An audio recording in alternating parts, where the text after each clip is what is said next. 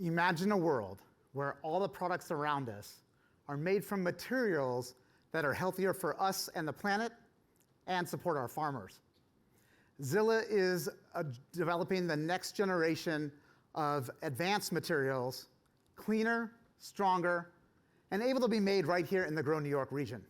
Hi, I'm Jason Purakel, CEO and co-founder of ZILA BioWorks, and joining me for today for Q&A will be the distinguished alum of Cornell, Dr. Keith Ann Makaitis, ZILA's CSO. Burton, the world's largest snowboard manufacturer, has a long history of being a leader in sustainability, but they want to do better.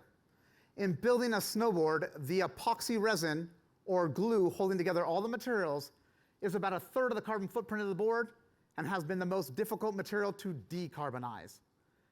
That is because traditional epoxies are made from petroleum-based bisphenol A, BPA, made overseas, and are not recyclable. ZILA converts hemp seed oil into high-performance, drop-in bioepoxy resins. Our resins have increased compression strength, flexure properties, and adhesion properties, while enabling recyclability. We have passed prototype and on-snow testing with Burton. Burton provided us with a letter of intent to move to full adoption within 2 years following a commercial paid pilot. That'll be about a $3 million annual contract for just our first customer. To answer the question if ZILA can source hemp seed oil in New York, we spoke with Klaus Martens from Lakeview Seed Organics here in the Grow New York region. He said that when he grew hemp, he experienced the regenerative value to the soil with better yields in his next crop rotation. But the hemp industry has struggled in New York. The CBD market became oversaturated, causing acreage to drop. Nevertheless, Rich Wildman from Egg to Go said that as soon as there's a market, New York can turn on hemp production overnight. The state is now focused on using hemp for industrial manufacturing, supported by millions of dollars in state grants.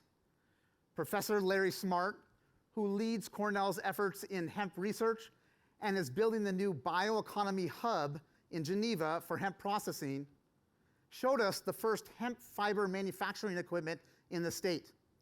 Companies like Hempatecture and Hempwood are already using the hemp stalks for building materials.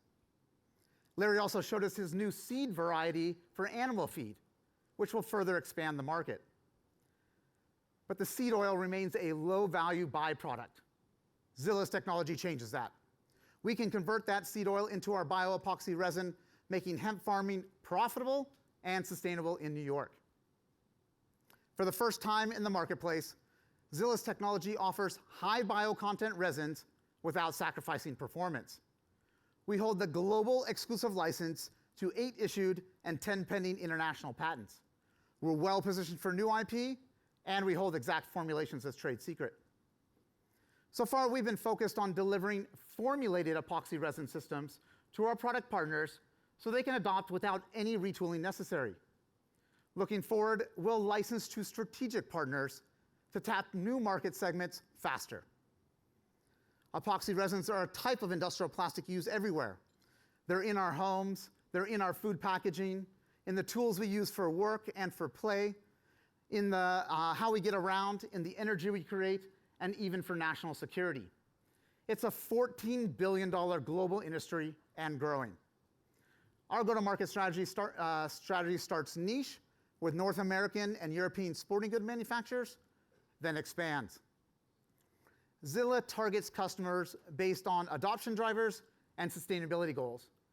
For example, in the outdoor industry, retailers like REI have implemented product impact standards, forcing all of their suppliers to not only track, but have a plan to reduce their carbon footprint or risk losing market share. That industry is quick to adopt new technologies, they have high margins, and they require high performance standards. That's why it's our beachhead market. Embodied carbon of materials is now a factor in building certifications, such as LEED version 5. New York State has procurement mandates and incentives, such as Executive Order 22 and Buy Clean standards for public projects. ZILA has partners in New York that want to help us commercialize our floor coating formulation. The European Union has policy in place to remove all BPA resins from food packaging, and food packaging manufacturers in New York have already expressed interest in ZILA's technology. recovering valuable materials at the end of life of products, and carbon markets are changing the economics of fossil fuel-based materials. We have been sampling and prototyping our bioresin with a number of industry leaders, some listed here. Our bottom-up revenue projection in our beachhead market is $80 million in 6 years. And we have inbound requests for our bioresin across a number of other market segments, including biomaterials, transportation, and wind turbines. In fact, after winning the Vestas Innovation Challenge, Vestas, of course, being the largest wind turbine manufacturer on the planet, ZILA is funded by Shell to build and test a 1-meter wind turbine blade. We're in the middle of that project now. The bottom row are some strategics who have reached out for samples. We're working through material transfer agreements with them now. To reach $50 million in revenue in 5 years, we anticipate selling close to 4,000 tons of bioresin with a gross margin of 35%. This would support over 21,000 acres of hemp cultivation by farmers in New York. We have an amazing leadership team with years of experience working together. Evan is a world-class athlete and engineer who has taken ideas from napkin to full-scale production.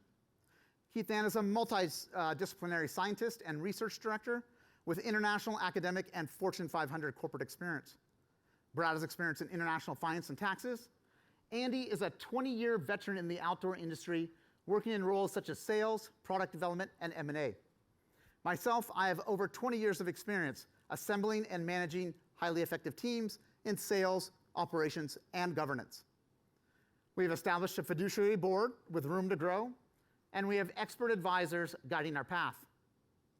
We have proven we can build a collaborative support network, including 2 Department of Energy national labs. This has allowed us to advance the technology with very little CapEx.